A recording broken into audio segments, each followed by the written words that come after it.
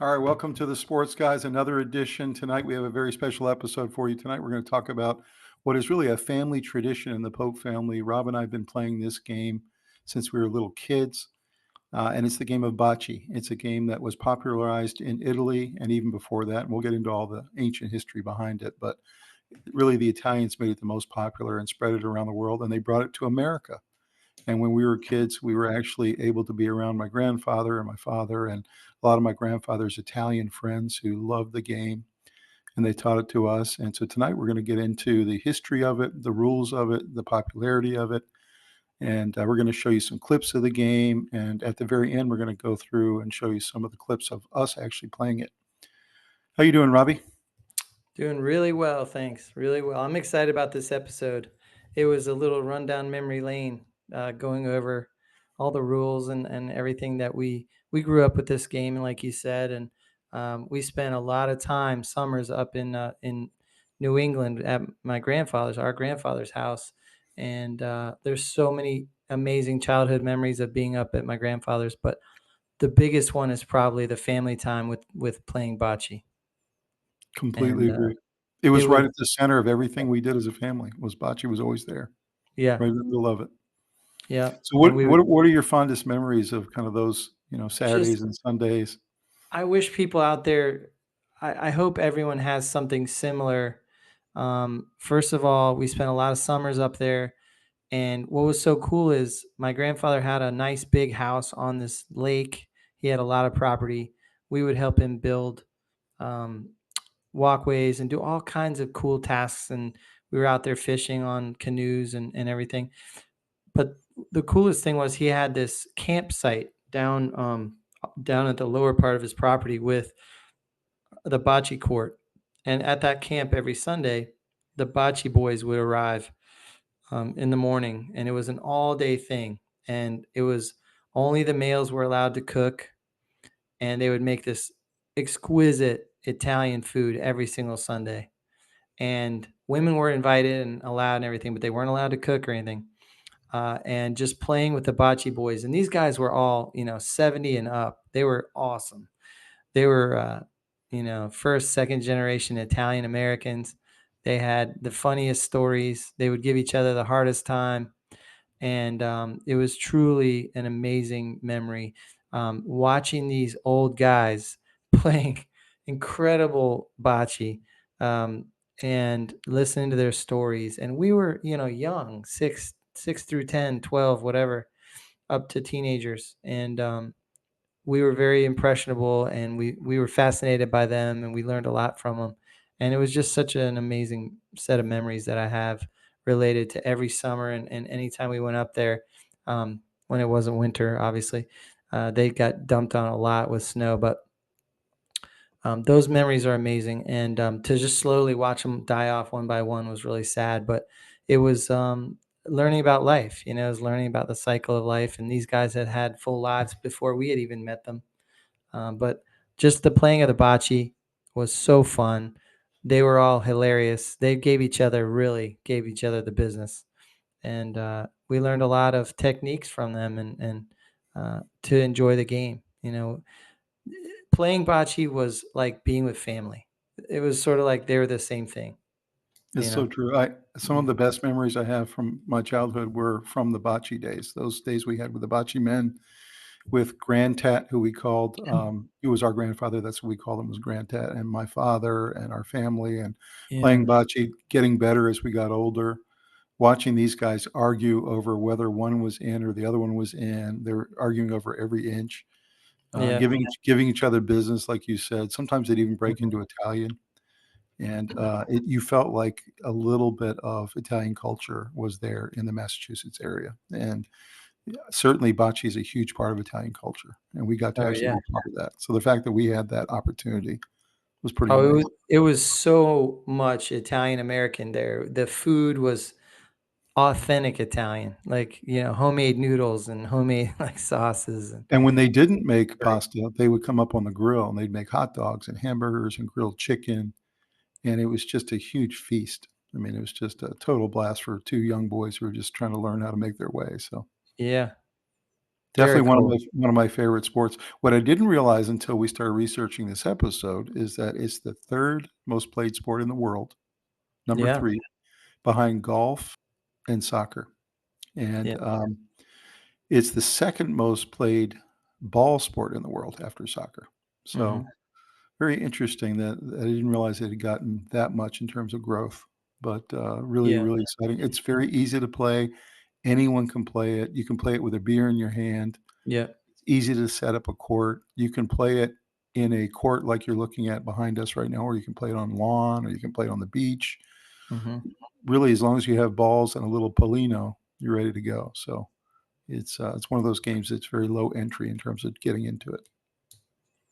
Yeah, And now anybody can play it, and that's such a draw, to have a leisure activity, a leisure sport that everyone can play. You can get really, really good at it, but you don't have to be very good to play. And it's fun. Like you said, you could hold a beer. It's just not a very serious thing until you get to high levels where it's competitive. But it's such a fun activity, and everyone can enjoy it. And it's so cool. think about what we've seen in our lifetime, and we'll share the numbers a little bit later about global growth and U.S. growth. But back in 1970s and 1980, when we were playing this game as boys, there were not that many bocce players in the United States. It was mostly in the Massachusetts, Boston area. Hmm. And so we saw it go from there to what it is today, where it's the, 3rd most popular sport in the world. So pretty amazing if you think about it. Yeah, when I was doing my research on this, I couldn't believe that was true either. But I had to read it in more than one place. So that was pretty wild. Yeah, absolutely. And do you enjoy the court version of it better or the beach version? Because I know we I play both in our family. I enjoy the court version better. Me too. I do. It's a more controlled environment. The surface you're playing on is a little more predictable. Um, I like being able to bank it off the sides to get around stuff. yeah. It's easier to hit somebody in the court version. You're trying Yep. to knock them out. They call it to spock, which I think is an interesting word. It's a more controlled environment, so I enjoy it more. That's good. Yeah. Do you think this might be a Olympic sport one day? Right now, it's just in the Special Olympics, but you think Well, I do. I think it has been before, and I think it probably will find its way back in. It's a sport everyone every country can play. You know, y- Mhm. so it's a lot of fun. I mean, you can have indoor courts. Our cousin David runs a league, and he runs indoor courts and outdoor courts at the same time. So it's quite something. It feels like the growth of pickleball, which we did an episode on pickleball, and if you guys didn't check that one out, go watch it, and I'll put a link to it down below. But this sport it feels very similar to pickleball. It's on kind of a Yeah, parallel path. The number of local clubs in every city in America that are picking up bocce and having leagues and having league night and yeah. tournaments and all kinds of different you now have a USA championship that's going to be in August, and it just is growing and growing and growing, very similar to pickleball. Hmm. In fact, in some of my readings, um, just to brush up on everything, I was running into that a lot where they were comparing it to pickleball in terms of the growth in the U.S. and how you can play it relatively easily when you're a novice. Maybe you've never picked up a pickleball racket. Maybe you've never played any one round of bocce, but you can get out there and compete right away, and that's pretty fun. It's interesting. I was reading that the standard court for a international competition is 91 feet by 13 feet wide. Hmm. But when they play it in the Special Olympics, it actually is in the Special Olympics. They play on a 75-foot long court, so a Hmm. little bit shorter, which is interesting. And they actually call it a little bit different name. They call it boccia, Boccia. Hmm. So, and we'll get into that a little bit later about the Special Olympics events that happen around this sport. So let's go ahead and take a look at the material for tonight. All right, well, let's take a minute to hear from our sponsors. That is Jersey Mike's. Really happy to introduce them again. Jersey Mike's is, in my opinion, the greatest sub shop in the area. Rob, what do you like about Jersey Mike's? I love the food there. They have an incredible selection, freshest ingredients. Always have a nice staff taking care of us. I always get my steak sub. It's amazing. And I try to have one every single time I have a podcast. I don't always work it out, but that's my goal because I love it so much. It gets me in such a good mood. I've been going to Jersey Mike's for a long time, and I always used to go with a bigger variety because they have so many amazing choices. But I've really kind of narrowed it down to my number 17. Yeah, it's fantastic. And I've tried it a couple times. Last time I got it, I got the 17. Although last night I went and I got the 13, which is my favorite, which is the original Italian. And I got the grand size, which, as I've told you before, gives me 2 meals. I can eat half of it and then eat half the next day. So, man, it was so delicious. And I just get really excited when I get to go to Jersey Mike's. So It's a sub above. I completely agree. It's a sub above. So, guys, go to your local Jersey Mike's store or go to jerseymikes.com. You can actually have it delivered to your home, or you can use obviously Uber Eats or DoorDash. Go get a great sub tonight, and we'll see you You'll next be time. so glad you did. We'll see you next time. So this is our bocce history, rules, and popularity of the game. This is our episode 55. You can see a couple of international organizations there on the left. There's a World Series of bocce now that takes place every other year, and people come in from all over the world to participate in this. Last year it was actually in Canada. They held the event in the summer in Canada last year. And then down below, the World League Bocce Organization, which is one of the largest international bocce organizations in the world. Their headquarters are in Oak Cliff, Texas. So it's become a pretty big organization, and they sponsor tournaments all over the world as well. And then you can see an interesting meme there on the right. I'd rather be playing bocce ball. What's interesting is the International Commission that monitors the game. Their official name for the game is bocce ball. That's actually what they call it. They put the ball on the end of it. So let's take a look at the history of bocce. Bocce is a game involving rolling balls towards a target, and it has its roots in ancient Egypt around 5200 BC, where they actually started finding back then actual evidence in the tombs there in Egypt as to people playing the game back to 5200 BC. And it spread from there through the Middle East, Greece, Rome, and then evolved into its current form in Italy, as we mentioned earlier. As I mentioned, there was evidence of bocce-like games being played in ancient Egypt, and what they found back then was they were using all kinds of different size balls, polished balls, non-polished balls, and even different types of objects that didn't roll very well. So it's Stones. interesting. Yeah. Stones, yeah. In some of the versions they were playing back in Egypt back then, there was no Polino. They were rolling. You're essentially trying to roll all your balls next to each other and not letting the other people knock yours out. So you didn't actually have a Polino back then. The game spread to Greece in 2000 BC. It was eventually adopted by the Romans in 256 BC, which is when it really took over. They developed it, came up with the rules of the game, came up with the Polino, and it spread all over the Roman Empire after 256 BC and started becoming really, really popular. And there's According lots. to the writings, 256 BC is when the modern game was really born. That's right. There were so many differences up until that year, when there started to be more consolidation around the rules, the specifications, how you play it, so how you score, stuff like that started to be born in 256 BC. Mhm. That's a long time ago. They found a lot of paintings and etchings and things in stone and carvings that have Yeah. shown over the centuries people playing it. And there's accounts that people got so into it during the Roman period that some of the Roman generals had to prohibit their soldiers playing it because they would play it all day long. And a lot of times they would get very distracted on what they really should be focusing on, which was the battle the next day. And so people loved it so much that there were times where generals had to actually prohibit it among their troops, at least for a while, so they could stay focused. Pretty interesting. So It they is hard. exactly. So they popularized the game, gave it the game's name, which is bocce, which is believed to have come from the Latin word bottia, which means bowl. Bowl, yeah. And then bocce developed into its current form in Italy, and it became a competition sport with tournaments and competitions beginning as early as 1712. And they actually have evidence back to that point where they started having tournaments in Italy. So what are your thoughts about the history of bocce? Anything you wanted to add to this from your research? Well, I mean, you pretty much nailed it. It's fascinating how ancient it is. I had no idea it went back to 5200 BC. Yeah, I mean, that's that incredible. has to be back, with the Assyrians or something like It's absolutely some of incredible. the oldest civilizations ever. And you said that's where they have the evidence too, right?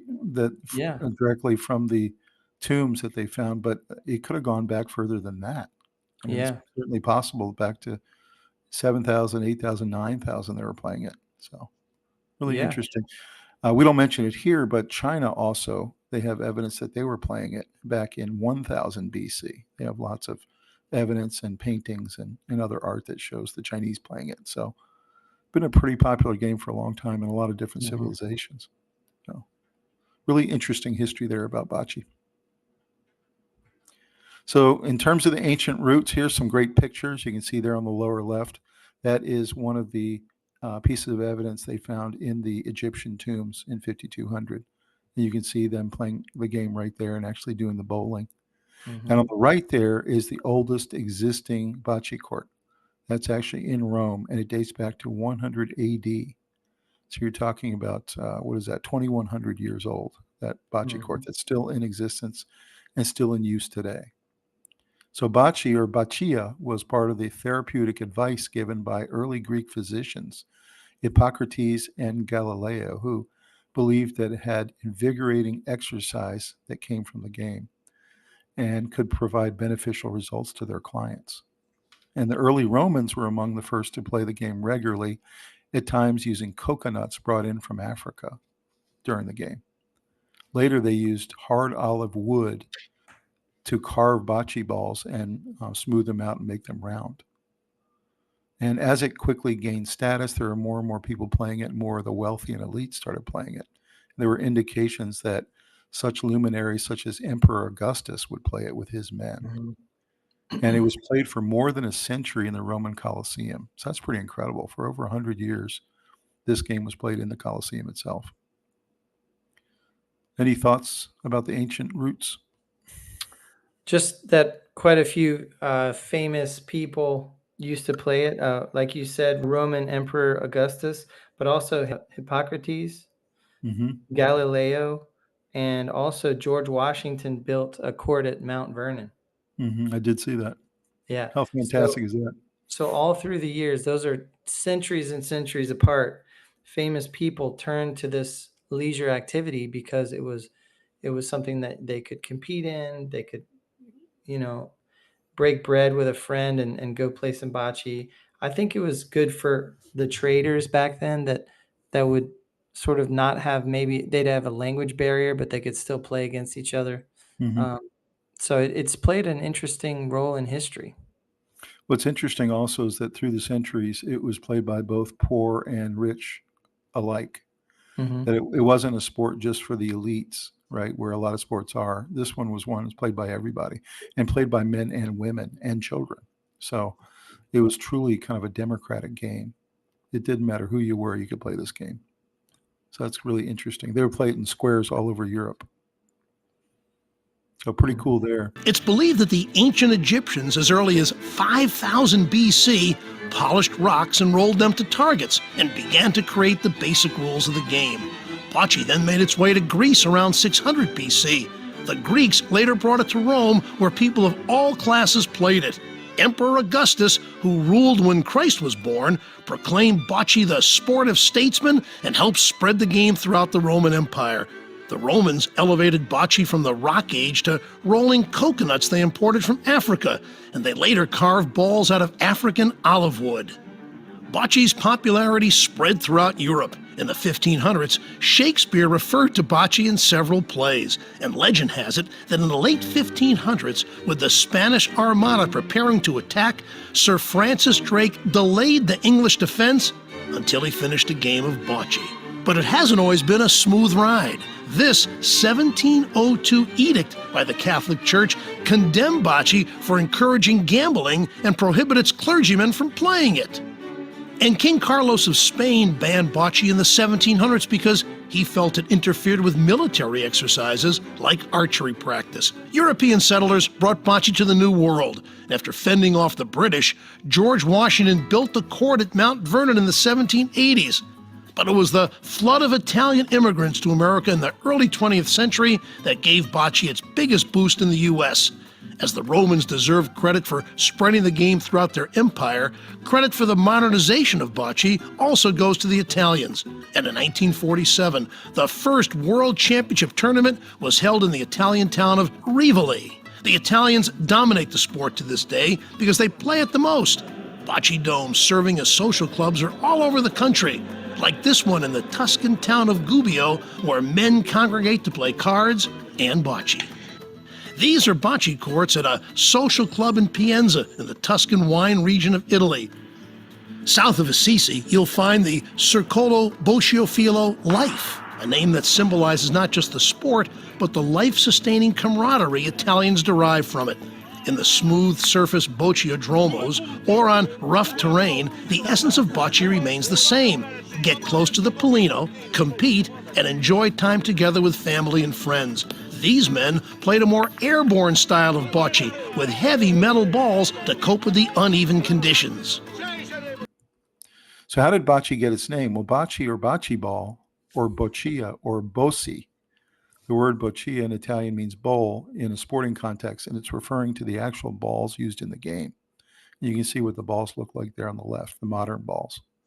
Bocce is simply the plural form of boccia, indicating multiple balls.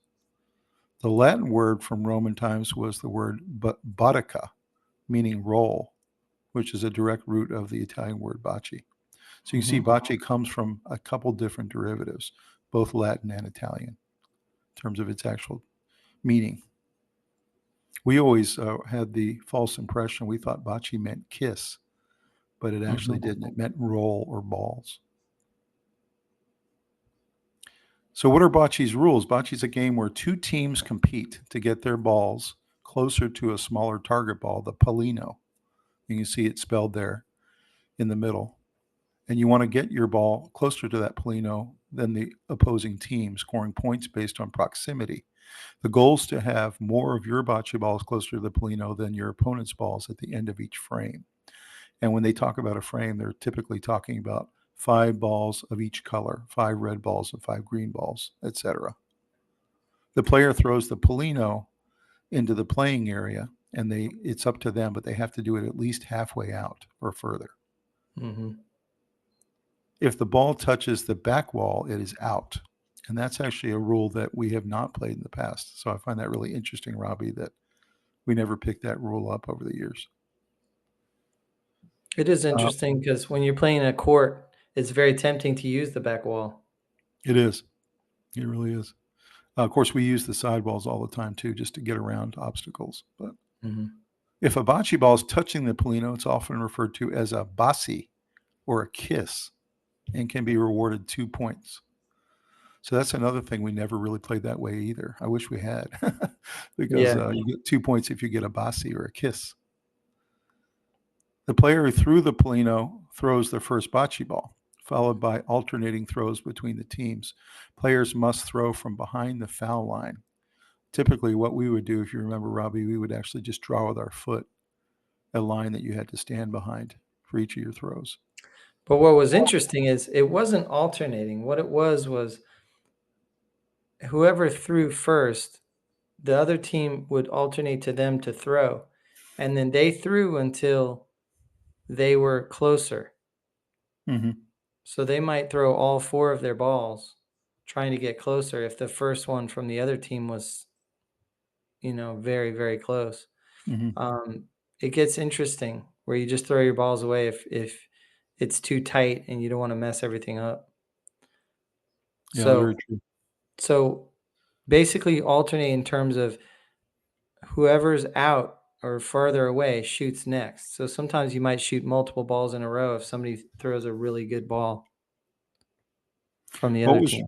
What was really fun to watch the bocce men, because that's kind of how we came up, was watching these guys play. They could roll the ball. They could throw it from around their hip area or their chest area. and let it roll to the perfect spot, they could literally throw the ball all the way in the air down the court and land it right on someone else's ball. It was amazing to watch how good these guys were and how accurate. So you remember some of Yeah. those days watching those guys do that, Robbie? Oh yeah, they were amazing. They've obviously been doing it their whole lives. That's right. So another thing here, the team with the bocce ball closest to the Polino is considered in, and the opposing team is considered out. And this was another thing the bocce men used to do. They used to argue with each other who was in and who was out. And they would say red's got and black's got. And what we would have to do to resolve it is go and grab the tape measure and pull it out and actually measure between All the right, ball. all right, measure. Yeah, measure. You got to measure.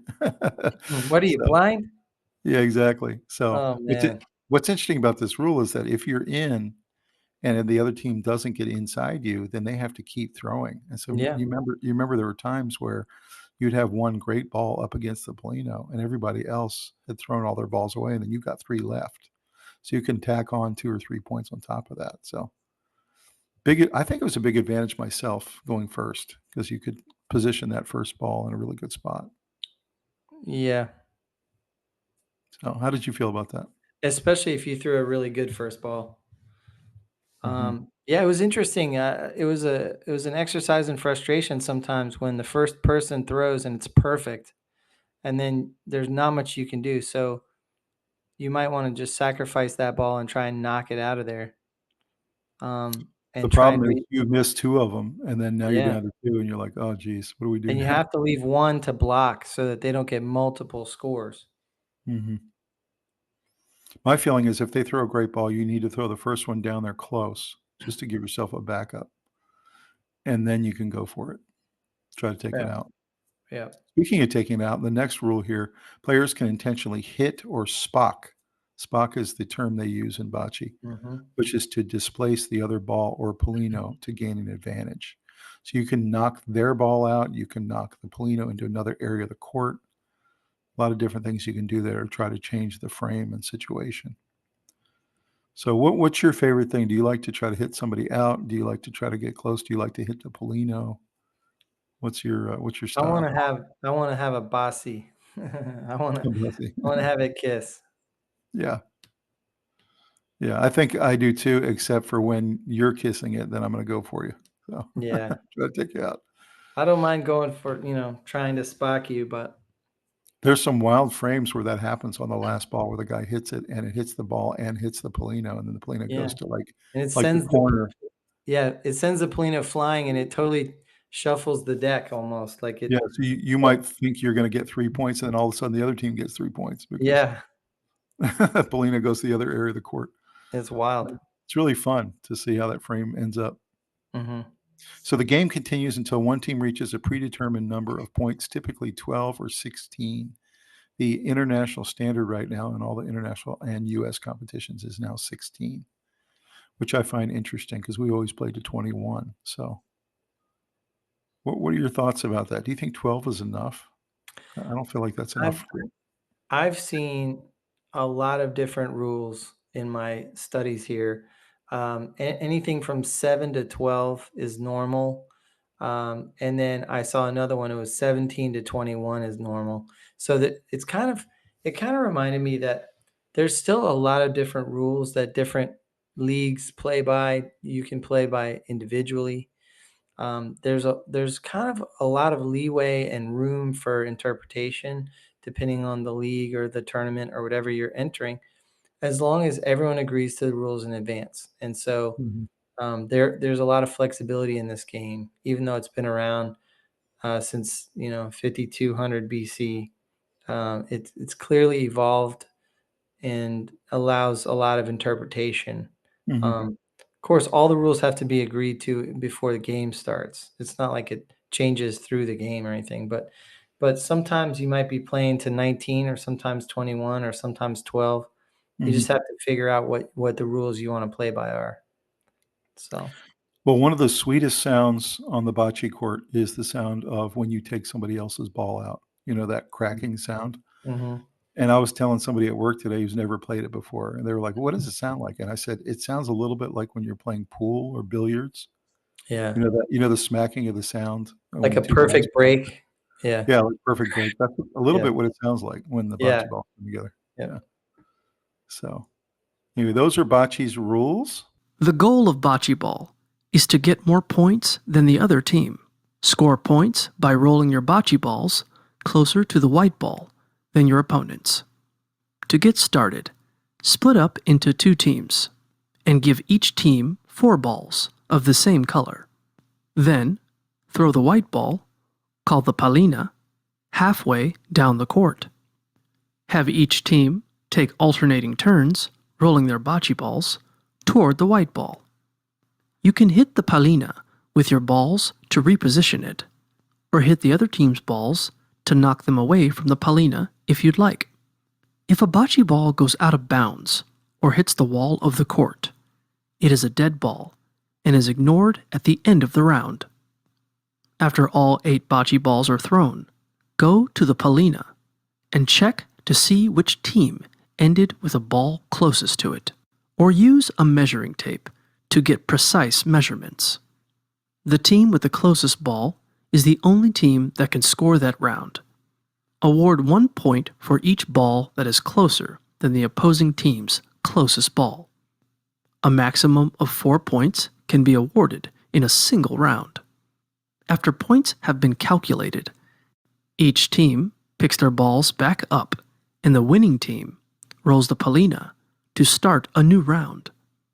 Play until a team reaches 12 points to determine the winner.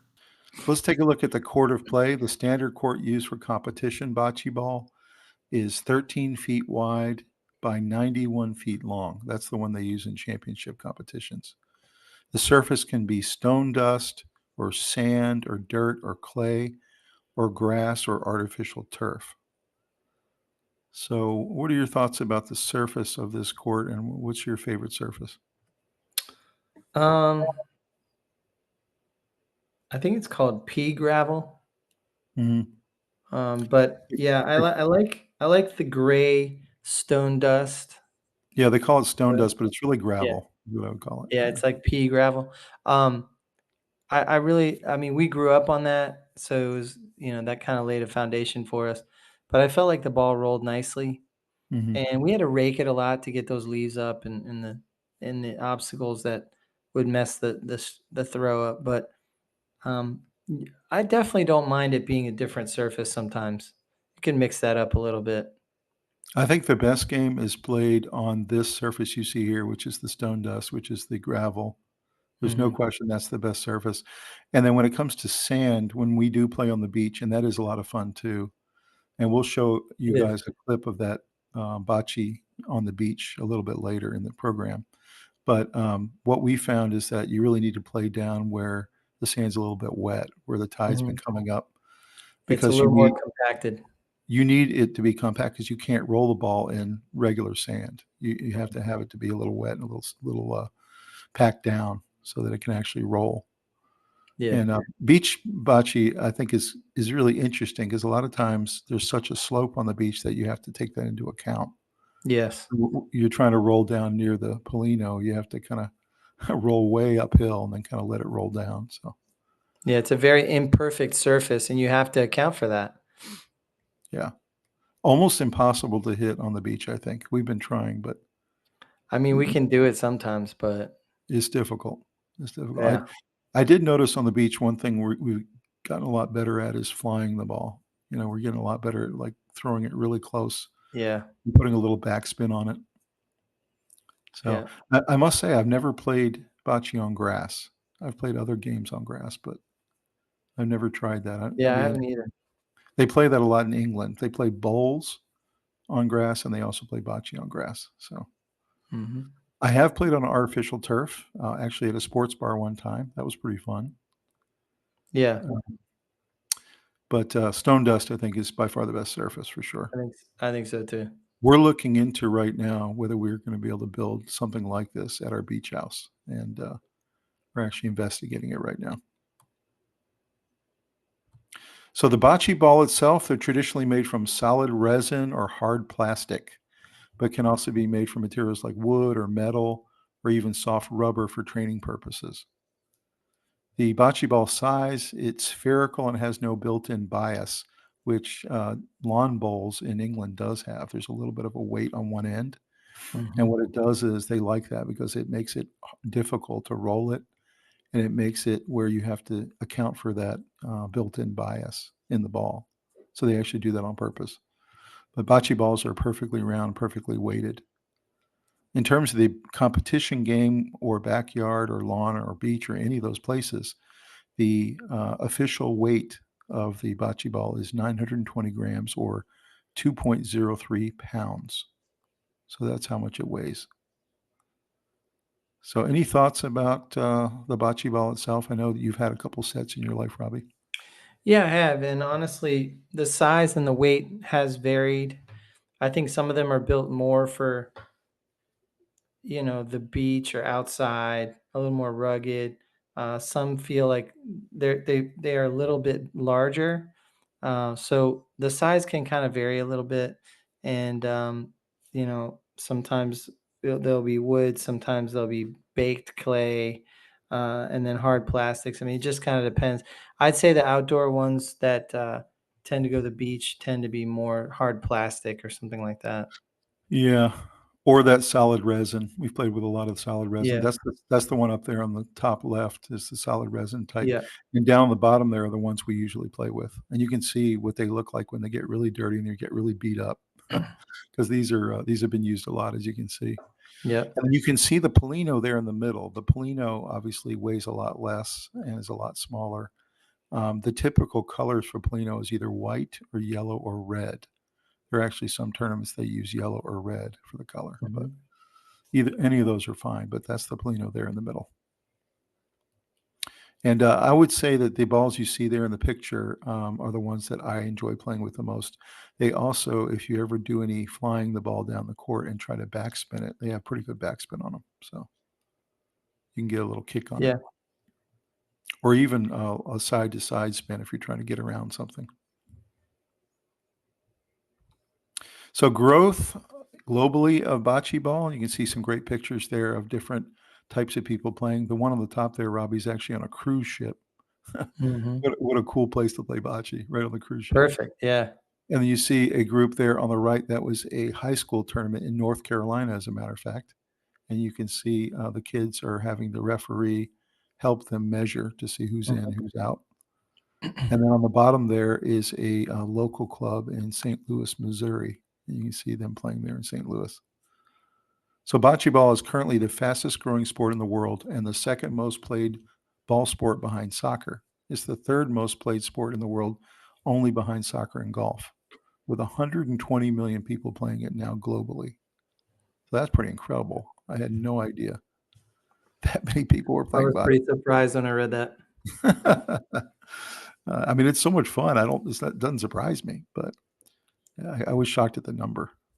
So bocce looks set to continue its meteoric rise in 2025.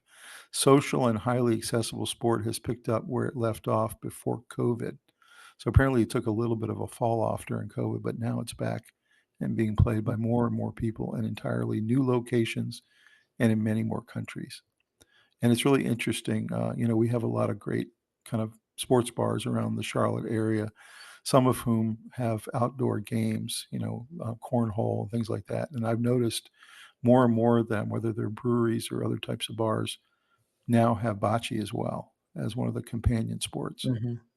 So it's really Such a interesting. perfect leisure activity. It is. You can do it with a beer in your hand, Yeah. So any other thoughts about the global growth of bocce, where you think it's going? It's just incredible to watch it happen. I think as the population ages, it's a perfect sport activity, whatever you want to call it, for the wide variety of masses in terms of age groups, demographics. It's kind of for everybody, and that's It is. really, really fantastic. This top picture here, Robbie, makes me want to go on a cruise and play bocce. Yeah, I know. Sign me up. That looks pretty fun. Yeah. So growth of bocce in USA. Bocce is experiencing resurgence in popularity, and particularly in the United States, with social leagues and events bringing it to bars and nightclubs and parties and attracting a younger demographic. So it's interesting it mentioned social leagues. That's a big part of its growth. I know that you've talked to our cousin David, and he actually runs a couple of social leagues in North Carolina. So Mhm. tell us a little bit about that. I know you looked into maybe getting involved. It's pretty cool. It's really cool that they have teams and and they have a league and everything, and they just have a really neat setup, and it's like that in a lot of places. His leagues are very cool to watch. He's got some very serious players, but obviously you can play this game and not be that serious about it. You can tell there's people who go out there just for the social aspect, and then others who are really hardcore. Love the game. It's fun to watch. It's fun to watch other people play. It's fun to kind of follow people who are taking it seriously and doing better and better. I would And think the bar atmosphere we talked about earlier, where you're having a beer in your hand, that's yeah, one it's so thing. fun. But when you're playing in a league, I would assume it would be a little more serious. And you have one team trying to beat the other, and you've got league standings, and you're trying to make it to the And playoffs. they all have matching shirts. They have like Matching shirts. team names with their shirts on that So are is it in the model of kind of like a bowling league or a pickleball yeah, league? real similar to bowling league. Yeah. Yeah, They'll all be wearing the same shirt on each team. because it And seems like pickleball and bocce are on the same trajectory. They're both yeah, just exploding, that's and right. they're trying to build leagues in the bowling model, like the old bowling league. That's Mhm. what it seems like. So it'll be interesting. I'm kind of interested in joining a local bocce league. I think I might look into it. I've been thinking about it for a while. Yeah. So over 25 million Americans played bocce at least once in 2024. That also shocked me. 1/6 of the players in the world are in America. Pretty incredible. That is. The number of playing has grown exponentially over the years. In 1980, when we were playing with our grandfather, there was around 300,000 people playing in the United States. In 2000, 20 years later, it broke the 1 million mark. And now you're talking 25 years later after that, it's gone from 1 million to 25 million. So, I mean, that's just exponential growth. Yeah, I think it's cool that not only is it the aging population, you can play it deep into your later years, but you can play it on all these different surfaces and you can play by different rules. And so there's a lot of flexibility for people who want to try it and people who want to stay active. And it's a social activity. So many reasons why it's going to continue to grow. You can actually see there too the surfaces we play on. One is to the regular court, and the one below is the one we were talking about, which is beach bocce, and is a lot of fun as well. It's a little more difficult surface, I think, to roll it and to be accurate all the time, but it's still a lot Oh, of yeah. fun. You're under the sun, you're at the beach, you're playing Yeah, you bocce. don't care. You missed the shot. Oh, well, it's Yeah, it's fine. a lot of fun. So we enjoy both. We're going to Yeah. show you a little later in the program clips of us playing on both surfaces. So stay tuned. So some of the world competitions that are in place now, and there's more every single year. The first one's the European Seniors Bocce Championship. This year it's in Switzerland. The first West and Central Asia Bocce Championship in Iran this year. That's kind of Hmm. interesting. Yeah. The World Juniors Bocce Championship in Bretagne, France, later this year. So maybe your boys can practice up. The fourth Asia Oceania Bocce Championships are in Malaysia. World Seniors Bocce Championship that happens every single year. It's you have to be 60 or over to enter. European Championship this year is in Milan, Italy. That kind of makes sense. Oh, yeah. There's an African Seniors Bocce Championship. There's a Pan American Seniors Bocce Championship, and then there's this new one. This is the second year of the USA National Championship. You actually get a national championship trophy. And this year it's being held in Boston, Massachusetts in August of 2025. So, Robbie, you and I might need to practice up, man. We definitely need to practice up. It's definitely. Get ready for next year's championship, maybe. I Mhm. don't think we'd be ready this year. But what are your thoughts about all these competitions? I mean, it's really growing. Well, uh, I love it. I love seeing this, the growth. It's quite something. Just to think of it as our little childhood game that we played with these old guys that were really fun. It's much bigger now. It's more competitive. Even watching our cousins league where people take it pretty seriously. It's kind of fun. Yeah, it really is. Everyone can play it now. Competition, Yeah. serious, not serious, beach, holding a beer in Anywhere, your hand. open surfaces. Yeah. Highly recommend all of you guys watching tonight, go try bocce. Just go to Yeah. a local club or go to one of your local sports bars or a brewery and give it a try. You'll really like it. It's a lot of fun. Yeah. So bocce in the Special Olympics, we kind of teased this a little bit earlier. It's been a sport in the Special Olympics since 1984. And as I said earlier, they call it a special version of bocce. It's called boccia. And one of the reasons it's called that is because it has a little bit different rules and has a very, very much shorter court, 75 feet.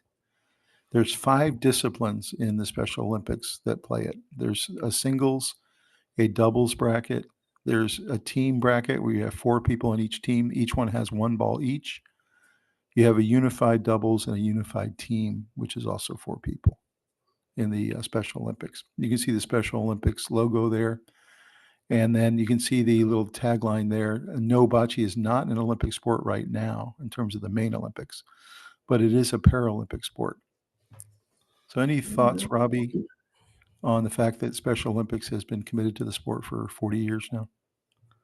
I mean, it's kind of perfect for people who have some disabilities or some special needs as far as their physical limitations, because the sport tends to lend itself to uh, anybody, with most limitations can play it, and it's fun. It's true. I thought this was an interesting note here. There's only 2 sports in the world that are Paralympic sports that don't have an Olympic counterpart. And one of them is bocce and the other one is goalball. It's kind of Hmm. interesting little factoid there. There's 2 sports that Paralympics play that regular Olympics do not. Mm-hmm. So where to get a bocce set? The first one we wanted to call out is there on the top left. That's one of our sponsors, Academy Sports. So recommend highly that you go get your bocce set Go there there, go there. for sure. Other place you can get it at Walmart. You can get it at Lowe's. You can get it at Bass Outdoor World, Target, Home Depot, or Dick's. Those are all places you can get it. The average price, a lower end set that are kind of rubbery and not great, are around 40, and then the really high end sets, like the one there you see in the center, that one's about 150 bucks. That's a really good set, and it should last you, for a long time, maybe forever, if you take good care of it. So what are your thoughts, Robbie? I know you've bought a couple of sets in the past. How have you been satisfied with the ones you got? Well, I like them. I've tended to get, depending on where I'm going to be playing. The not as nice ones will be for the beach, of course, and you can kind of get a sense of how many different locations you can get these the bocce balls, and getting the equipment is very easy. Mhm. So that's why this sport is successful. You can play it on anything, and it's low capital as far as equipment goes. A couple of these outlets kind of surprised me that they had it. I wasn't surprised that Target or Walmart had it. I knew Academy had it because I saw it there not too long ago. But Home Depot and Lowe's, the fact that they carry bocce balls, that was pretty interesting. I guess because it's kind of like a lawn game in some ways. So I found that pretty fascinating that they're carrying it. And of course, your local sports store in your area would also carry it, I would assume. And you can get it on Amazon too. So getting yourself a bocce set should be easy, and you should go ahead and do it if you're going to plan to play the sport. All right, so let's look at some of our family bocce photos. This is what Rob was talking about a long time ago. These are great photos. Top left there, you see my dad receiving a birthday cake, and you see Rob to his left. And you see on the top right a couple of the bocce men we were talking about there on the top right. These were 2 of the old guys that Rob and I came to really love. playing there in Middleton, Massachusetts with the bocce men. And then there's a picture there on the left with Rob in the red and myself on the right side eating a hot dog on bocce day. And then there's a picture of Rob with our grandfather. We called him Grandtat, and he was kind of the king of bocce those bocce days. So what kind of memories does bring back for you, Robbie? I mean, it was the best childhood memories I had was those summers up there doing everything outside. We had such a blast. The camp, the guys, I remember walking into the camp and the smells that were emanating out of there were amazing. Do you You remember can what it actually, looked like inside there? you can see see the right camp there there. in the background. If you Yeah. look in the lower right picture, when I'm there with Grandtat, that's the camp right behind it. Right. And that was an amazing place. You were a cute kid, Robbie. Eh, And kind of embarrassed. I was wearing really dorky socks. I don't know what that was all about. But did you Yeah. see behind the bocce men there the grill? So when they didn't do pasta, they did that grill. They would fire And it it up. wasn't just that. They always made hot dogs and stuff for the kids, so Right. No, that's right. yeah. I always made sure I got at least one hot dog for sure. Yeah. This brings back such great memories of bocce days. Oh, yeah. Here's some more pictures there on the top left. That's Robbie as a kid rolling the ball. You like to get way down low. That was Mhm. kind of your style. If you look on the bottom left, that's me. And I like to pitch it more from kind of like waist level. That was me pitching it there on Grandtat's bocce court. And you see a picture of Grandtat. And then Gil, our uncle, is also playing with us there. And then there's a couple pictures there, middle and right, of Rob and myself and Gil all fishing off of the dock there at the lake that Rob mentioned earlier. Mhm. So, what was really cool about some of those days is we would get in like a whole morning of bocce, and then we get a little fishing in at night. Yeah. Both in the Or morning. fish in the morning. Sometimes we'd fish at 4 or 5 in the morning. Yeah. They'd be And biting. go out in the canoe. Yep.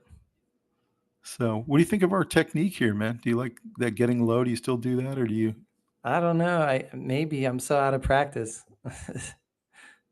Maybe I do. We're gonna play some this weekend, so we'll see. Yep. Let's I'll go. be watching your style here.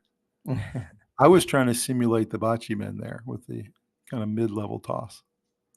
I would Mhm. watch them and try to simulate it. So can't recommend enough, everybody, what a fun family event Bocce Day is. So highly recommend you check it out. Yeah. All right, well, we're going to take a minute here and we're going to show some footage of us playing bocce, both at the court and on the beach. So we'll be right back after we show the footage.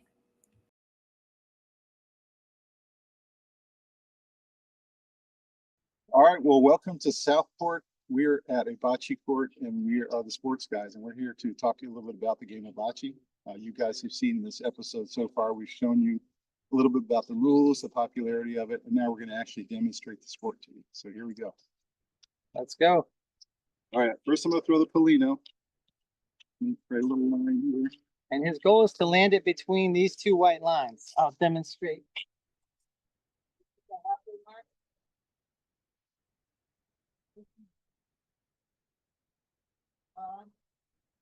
You want to land a Polino in between these two. All right, ready? Here we go. I'm going to throw the Polino, and then what happens is I actually shoot first, and then he goes. Yes. All right, here we go with the Polino. All right, fast half. All right, Good. now really important for the opening ball to try to get as close as possible to put pressure on him. Okay, so here we go. Because I shoot until my ball is in. So that was pretty good. Okay. Very good. Okay, my turn. Too hard. That was too hard. So now here's the deal. Now I'm still in. I'm so close. So it forces him to go again to try to get inside me. Still too hard. Still getting used to this court.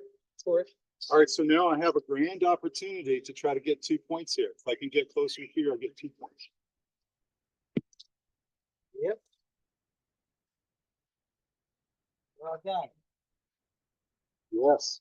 So if you look up here, you put the red goes to 2.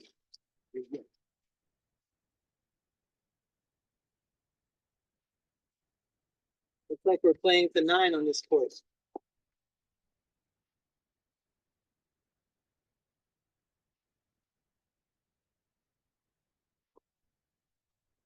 All right, I lead off again, round 2. You saw in round 1, I scored 2 points. Let's see what happens this time.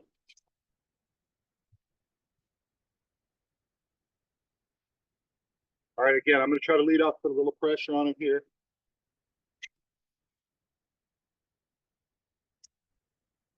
I gave him a real big opportunity.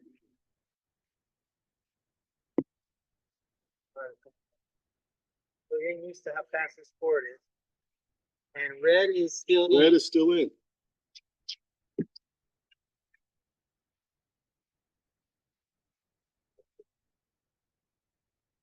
Green's got. All right, so I have a couple options here. I can either try to knock him out and give myself 2 points, or I can try to get inside, try to get closer. I'm going to try to get closer. Here we go. Looking pretty good. Pretty good. Hit it, and then no. So he knocked the ball into mine. Now I get a point. Now he gets a point. Okay. Good skill on my part. I'm just kidding. And now he got it. But that's a good example of you need to be really careful about the ball going somewhere not intended. I'm going to throw it towards the rail so we can show using the wall. Now, if either of us was privileged enough to actually kiss up to the white ball and win the end of the round like that, it's 2 points for that kiss. There we go. A little fast, a little fast. Oops. Not good. All right, let's see if I can get a little closer. That might be too fast. Better, but it's a little hard. A little fast. The red's in, so I threw it too fast again. Darn it. All right, he has an opportunity here. Got a chance here. Let's go. All right, it might be okay. Nope. All right, so I got one. One ball that count.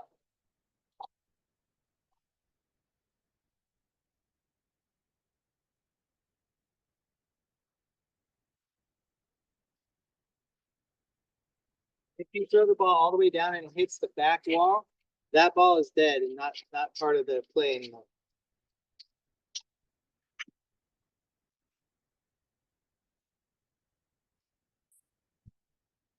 Yeah, pretty good right there. Yes. Really good when there's a good distance. Oh, no. Not this. Gave him a lot of other plays.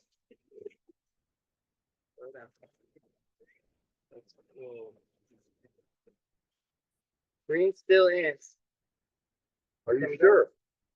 Well, let's double check it. Don't want to go check it.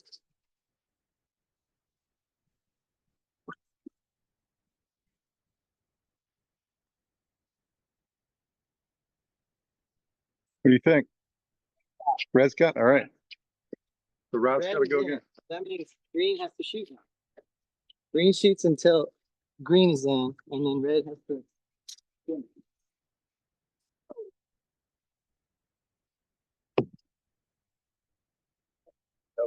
That was pretty good. Sit down. Kiss. Okay. Oh, oh. All right. This So is now terrible. that's 2 green so far until his shot. We have a terrible situation here. I got to try to rectify. Here we go.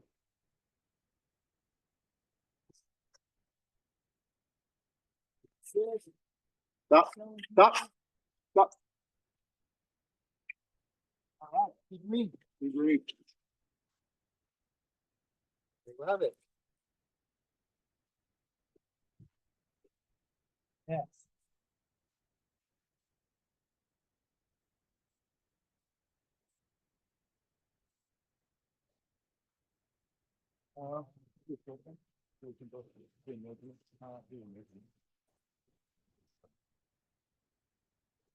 I know, this is a fast course. I've never seen anything like it.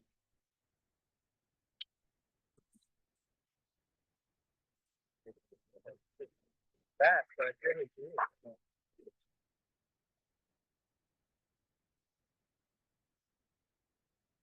That's a good one. The right distance.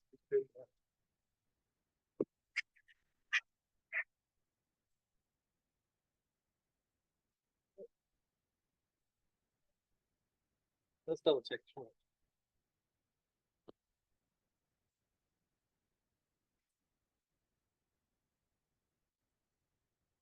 Okay, Tom did it again. Yeah, Tom got two. Two. All right, 5-3 red. And we've been fortunate so far because there haven't been that many close. We haven't needed a measurement yet between whose ball is closer. Well, I'm gonna go really short on this one. Ready? Yeah. Barely throw it. See if he even gets across the line. That's about right. That's about right. Yeah. So this is really tough because this is short. Really tough to do. Let's see if I can get it through.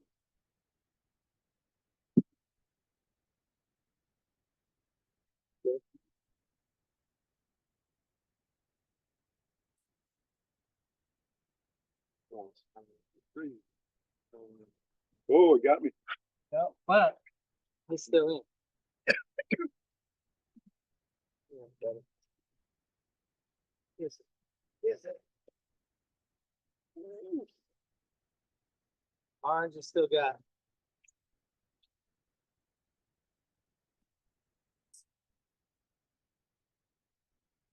All right, so got two again. Oh my gosh. That one's closer and that one's closer. Okay. How much did it game?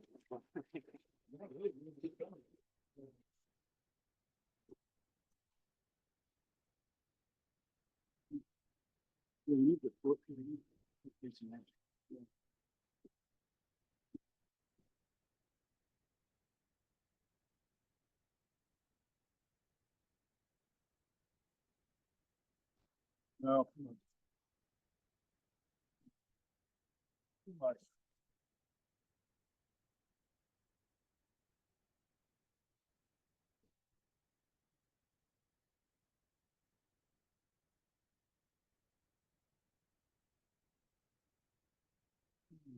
Barely. Nope. All right, I've got another one. All right. He's putting the pressure on. You want to create a force situation? Force? Yeah, where you have to measure. Let's see that. I know, I thought that now was in.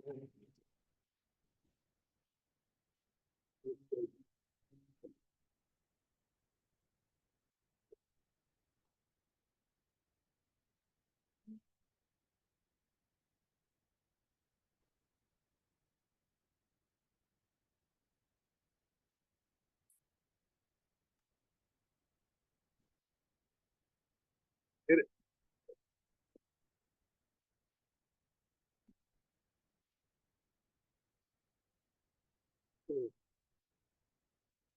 It's there.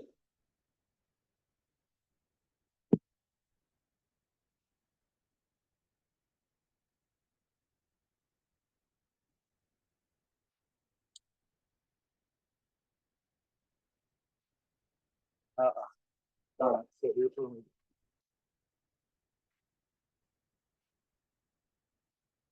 Okay. All right, zoom in here. You'll see we have a problem. We don't know who's in. We don't know who got the point. So Rob's gonna measure here. There's multiple ways you can measure. Tom, go ahead and get on that side. You can hold the ball, the green ball, with your hand and put it right in the middle and measure to the middle of this ball. 35. Okay.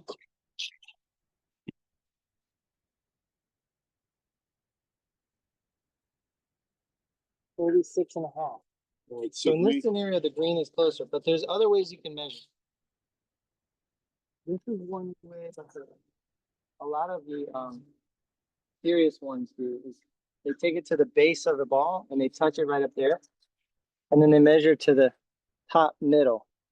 So that's 36 inches exactly to the middle. And this is 37 and a half. So either way you measure, as long as you're consistently doing it the same way, both are equally effective. All right, so we're sitting at 8-4 with 1 point left. See what happens on this one. You always want to have a measuring tape at the watching. And it's actually where some of the most funny arguments come from.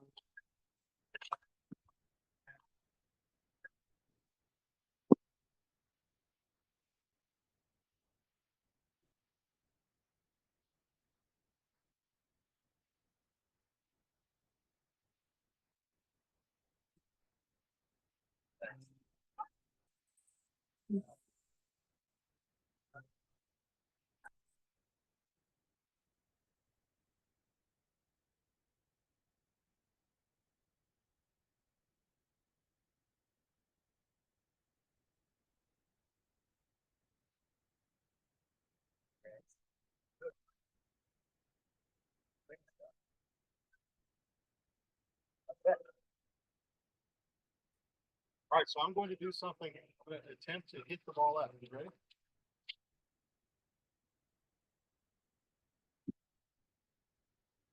Oh! All right. Oh my gosh, wait. I think you might have two. I got two. Yeah. That was really lucky. So I hit the wrong ball. I hit my ball and not his ball.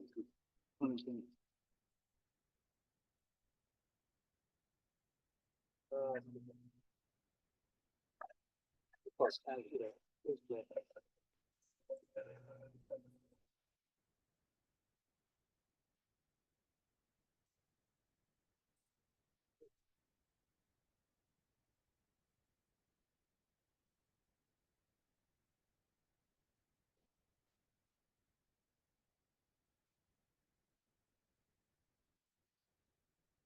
I have to see that.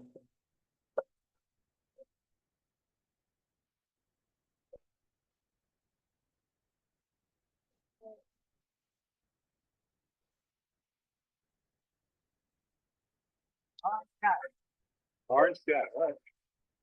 Or red. I don't know if the red is on. Back in the day when we played with the Bocce men, they used to all argue. No, green guy, no red guy. What are you blind? Anybody can see things, guys.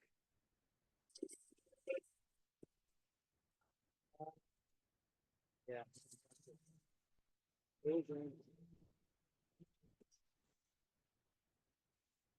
Let's see what happens.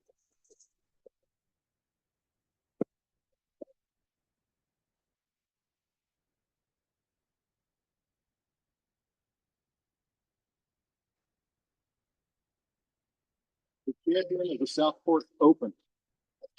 Bocce champion. Good game. Next time we'll see you in a couple minutes. We'll be out on the beach showing you the beach version of the game. Thanks so much, everybody.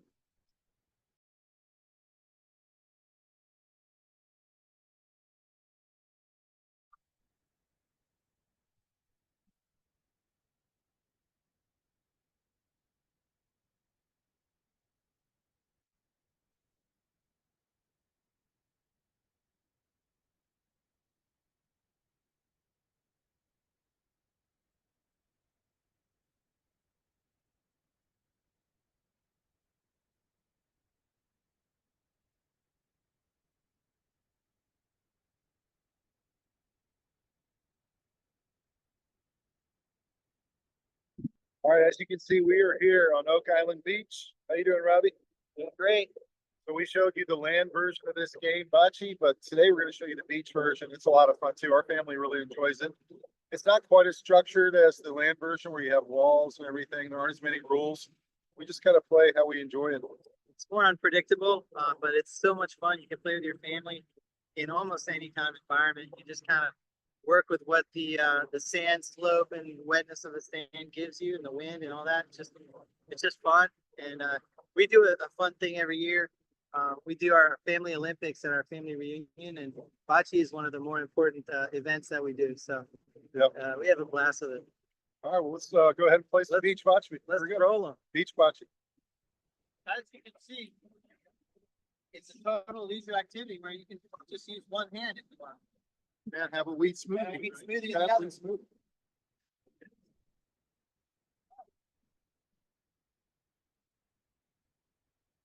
As you can see, another structure here that you have to think about when it comes to the land game versus this is got a slope of the beach here. You have to really take that into account. And if you look up here, you can see a dramatic difference in the light color of the sand versus darker. It's a lot more packed and wet down here. So you want to play a little bit on the court, wet sand if you can find some.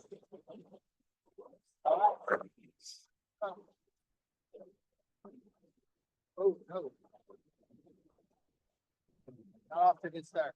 The thing you can do is when you throw it, you use a lot more spin, use a lot more flying towards the ball. I'm gonna go ahead and fly it. Ready?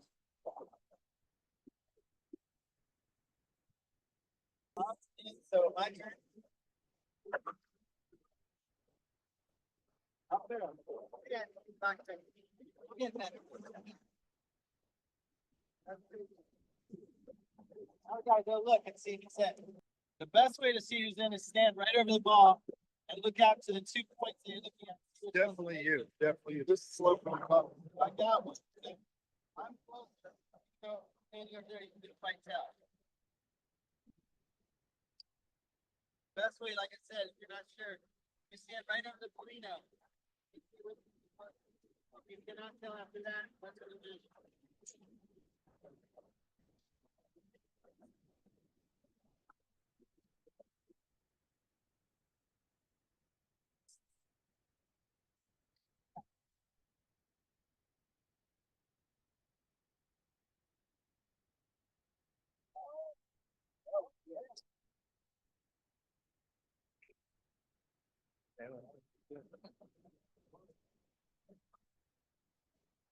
See, green is still in, so I gotta hit the cap here.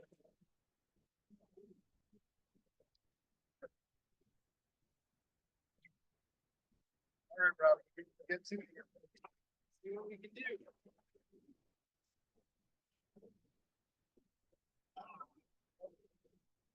Hey, did you guys take a look at what, do you see what this is? Yeah, jellyfish, yeah. We saw it earlier. They wanna play bocce, I guess. Yeah.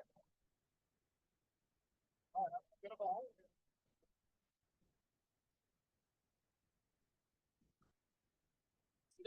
gotta get this going. It's just 2-0 though, it's not dramatic.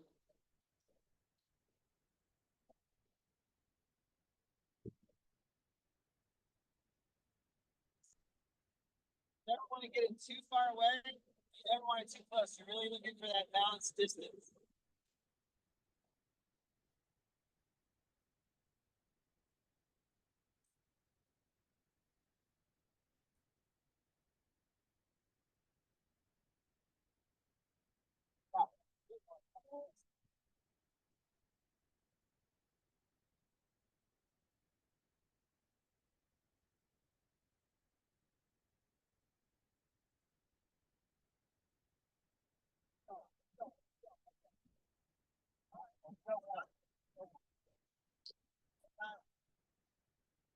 It's our first corporate sponsor. Play pickleball.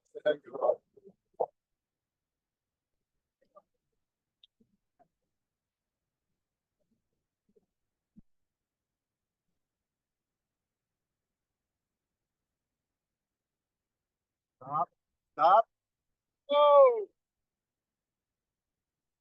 The slope's a killer. That's the silly part about playing on the beach. Man, that's brutal. If it catches that hill, you're done. Oh no. Good point. Don't go. Oh my. Oh wow.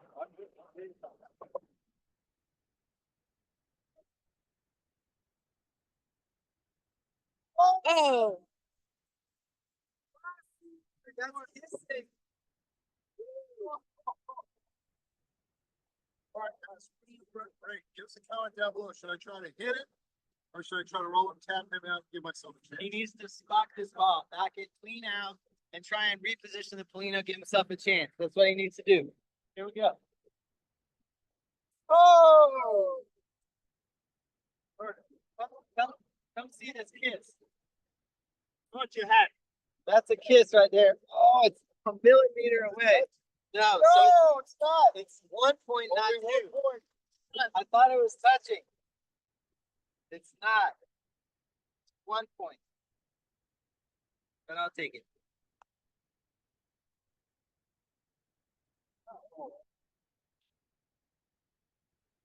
Yeah.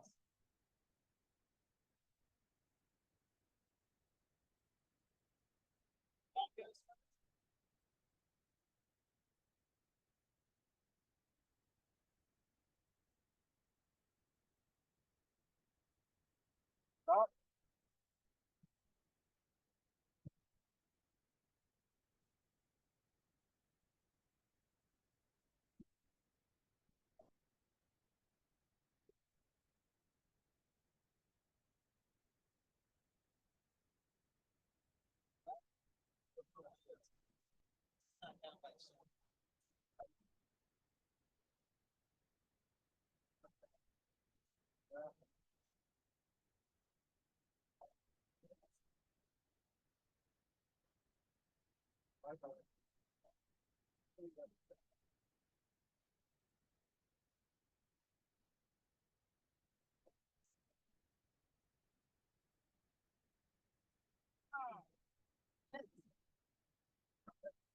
don't know if I did or not. One. No!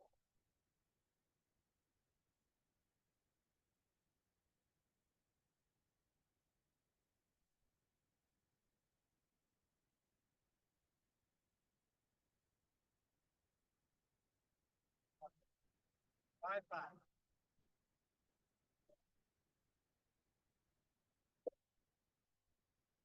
All right, so everybody. Others in time. 5-5. Gonna win.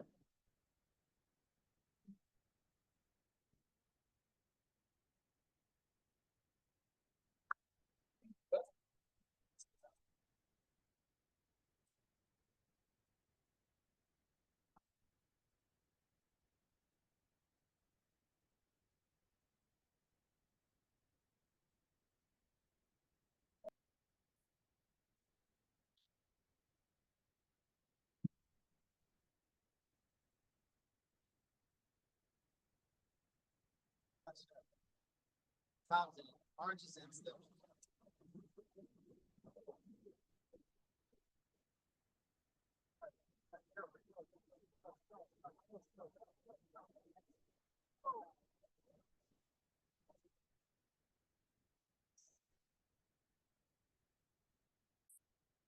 Predictability of the hill. Like you pray that when he falls off, it's gone. Sometimes it'll catch a little back in the sand.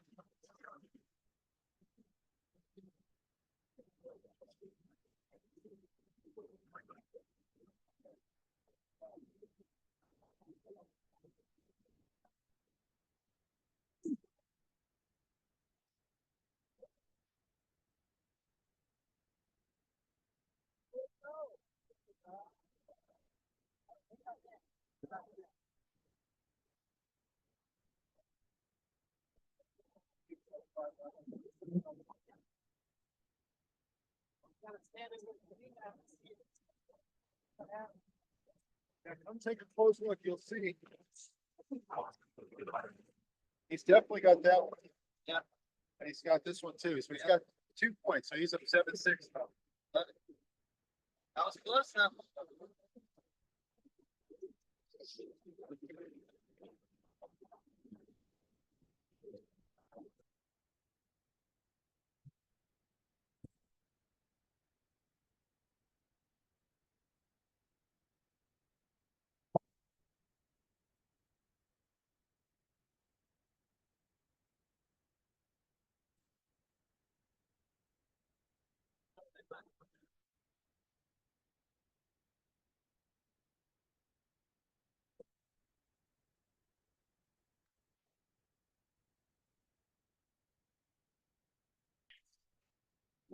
As you can see, only one. My second one's out.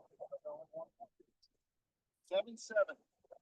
You have to raise it in advance.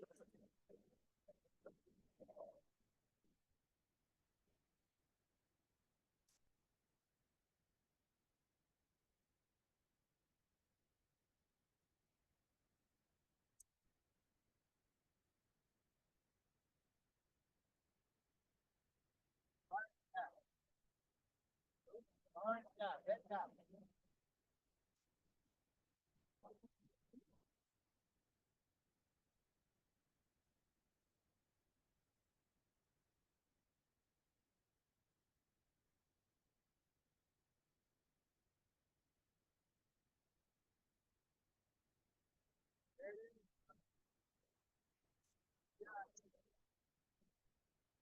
Riley better.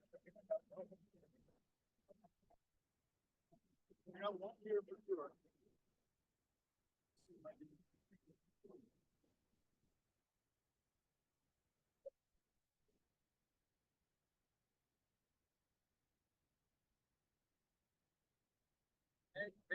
Nice. Yes. Red win. Signing off from Oak Island Beach. Enjoy it, guys. And go check out your local bocce club. Go check it out. You'll really enjoy it.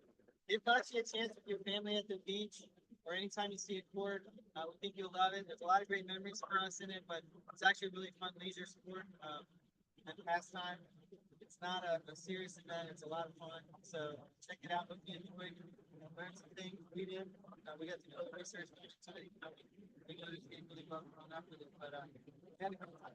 Go to your local academy sports. Just don't step. I'll see you guys next time.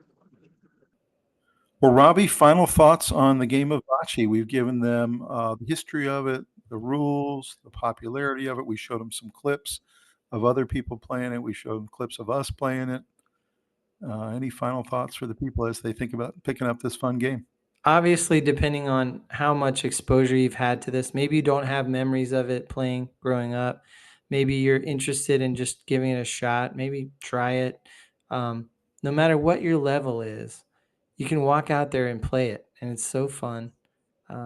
We have lots of memories attached to this game, but it's not necessary for creating new memories because it's so easy to play. It's such a good social game. It's low impact, easy, leisurely,